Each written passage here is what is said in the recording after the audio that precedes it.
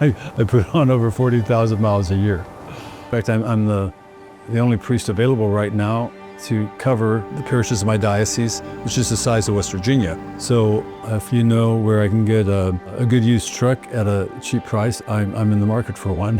When you are so isolated in a place far away from other priests, from other support groups, and I was like overeating and sometimes even a little drinking too much. Especially when you have multiple parishes, they expect the same level of service and are not really cognizant that you really do have 3 parish council meetings now. You really do have 3 finance meetings. It's like you have 2 homes, but they are all attracting your attention. They want your attention, but they are different. Not having staff. You may have a quarter-time secretary, and that's the staff. Or maybe there's a half-time maintenance person, and that is the staff. You become the administrator, you become the plumber, you become almost everything that needs to make the parish plans or facilities move or function. I think the misunderstanding of a lot of people, even in the city, is that we priests, we just celebrate masses and that's it. But I also realize that I'm not in this alone. There is always strength in numbers. I think Catholic rural life has opened a door for me that I never imagined before.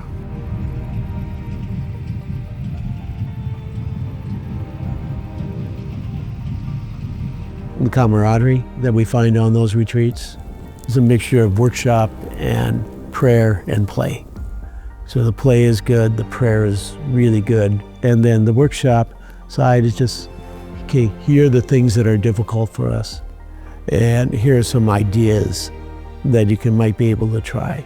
So that presence of someone who is willing to mentor me and guide me into ministry was very helpful. Whatever challenge that comes my way, I'm not alone.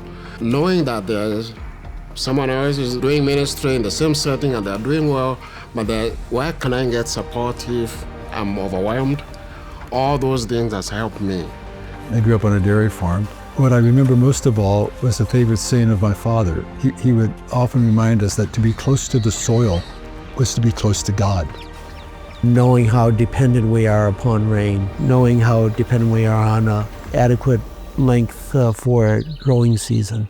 These are all things that are so important in helping us realize we really do need God and that we can't do everything by your own will or by your own efforts. My spirituality is also affected by how I minister.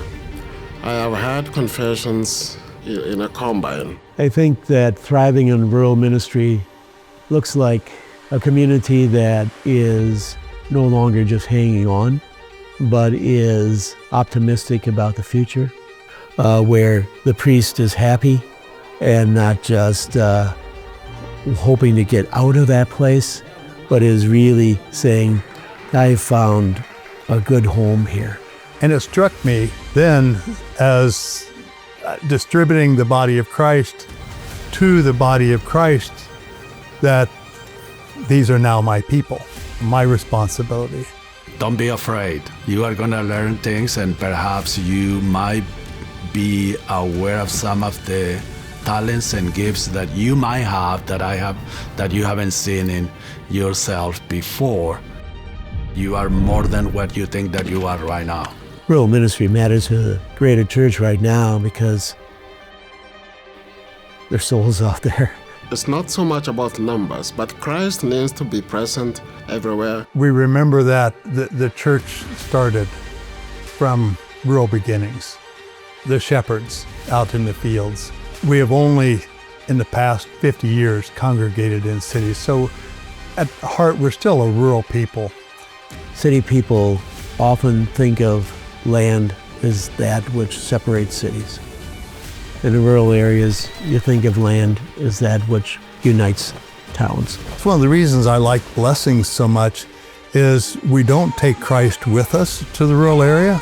We help people in their busy lives stop and recognize that He's always been with them. He's always been there. Thriving in rural ministry, I believe, is important in fact critical to the renewal of the church in our time.